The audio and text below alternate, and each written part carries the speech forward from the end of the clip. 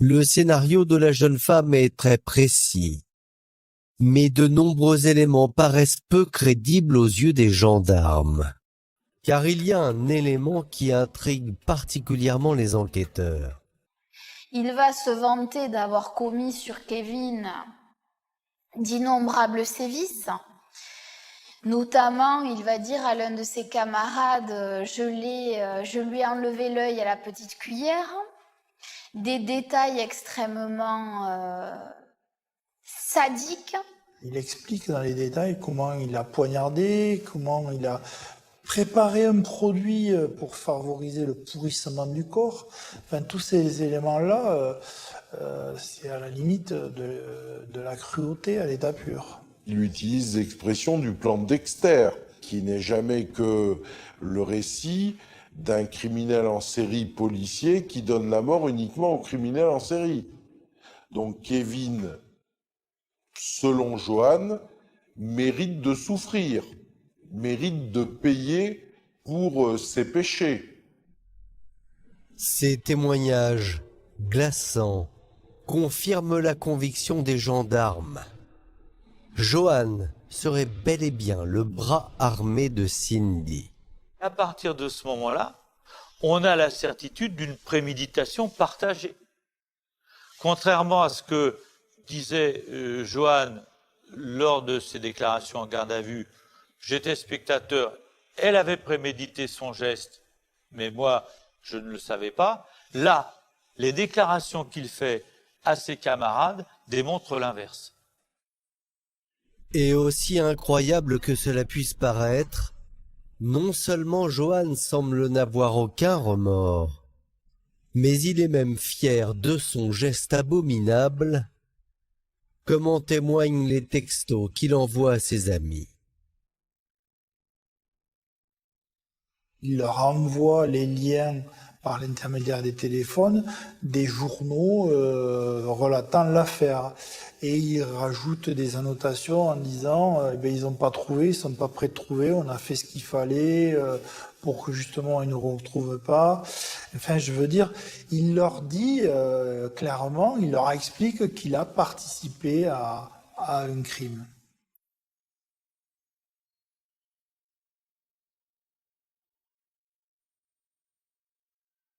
C'est la première fois que je suis en face d'un individu qui a autant de sang-froid et de cruauté dans ce qu'il dit, en fait.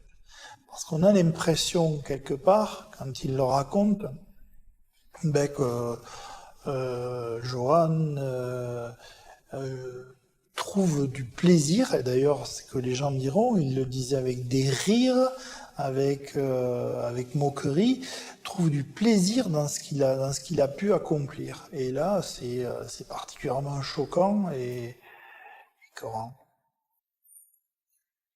Suite aux révélations de ses amis, Johan est placé en garde à vue. Mais le jeune homme continue de nier les faits. Et c'est Laura, la colocataire de Cindy, qui va donner aux enquêteurs les preuves qui leur manquent. Car Cindy s'est confiée à elle, lui affirmant avoir tué Kevin avec Johan. Laura, c'est la pièce manquante qui nous amène, qui répond à nos questions, ou du moins qui confirme ce qu'on pouvait imaginer. Elle a obtenu des confidences très circonstanciées. Le Cindy est dans une situation très particulière. C'est un soir, elle regarde la télé, et Cindy, elle est, je dirais qu'elle est au fond du seau. Elle est fragile. Elle commence à parler, à évacuer ce qu'elle a vécu. Cindy s'est mise à lui dire qu'en fait, Kevin ne reviendrait pas parce que, avec son copain Johan, ils avaient pris un produit, ils avaient essayé de l'endormir, qu'il lui avait donné un coup de marteau, qu'il avait essayé de s'échapper par la suite et puis qu'il l'avait fini.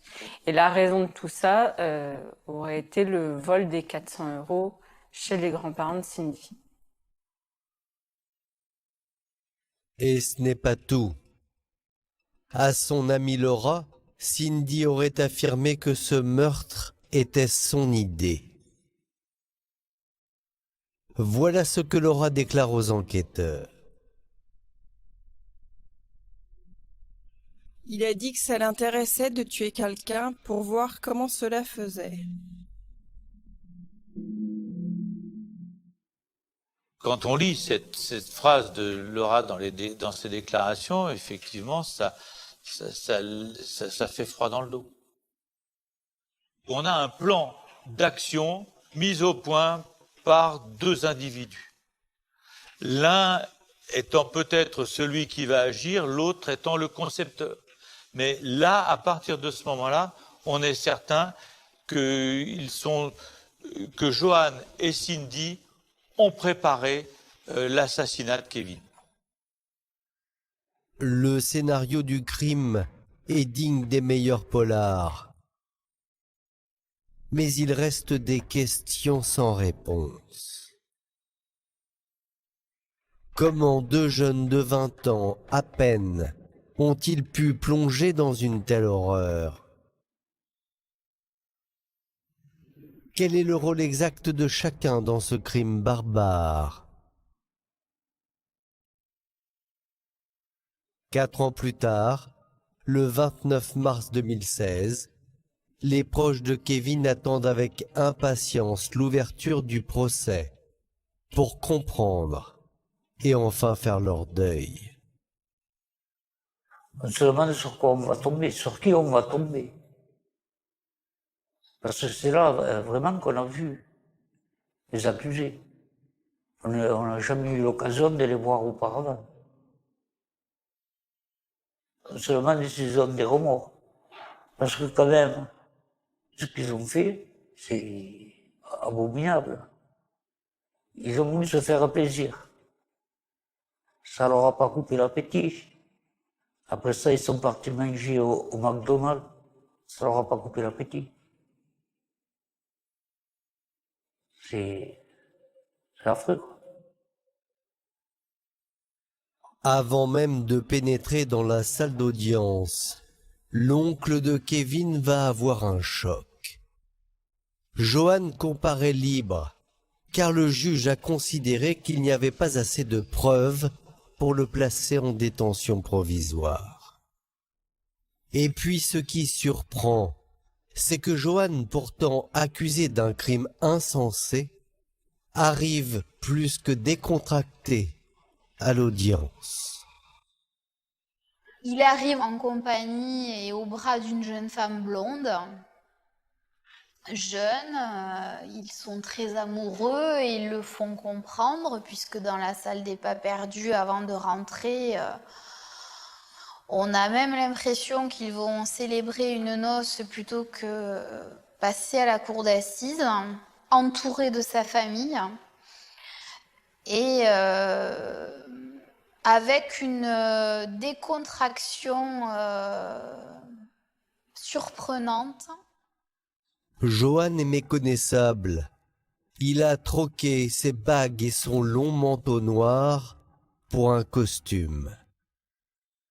Et il ne semble toujours pas mesurer la gravité des faits qui lui sont reprochés.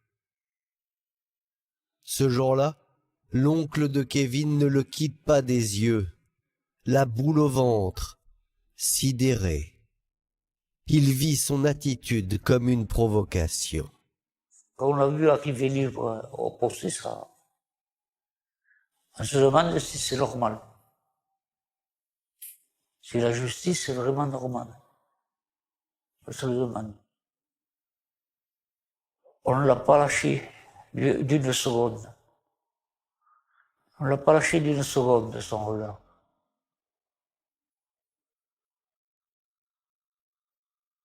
Chose incroyable, les premières minutes du procès commencent par un coup de théâtre. Les deux amis d'enfance, Cindy et Johan, vont se rejeter mutuellement la faute et se dédouaner du meurtre de Kevin. L'instruction a quand même duré plusieurs années. Cindy est restée sur sa position. Elle est restée sur ses aveux.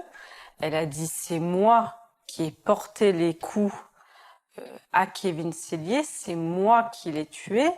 Elle dira même à ses parents ne venez pas plus me voir, reniez-moi, je le mérite. Et là, soudain, elle arrive au procès et elle change complètement d'histoire.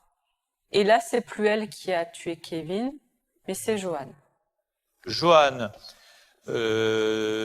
ébahi, stupéfait,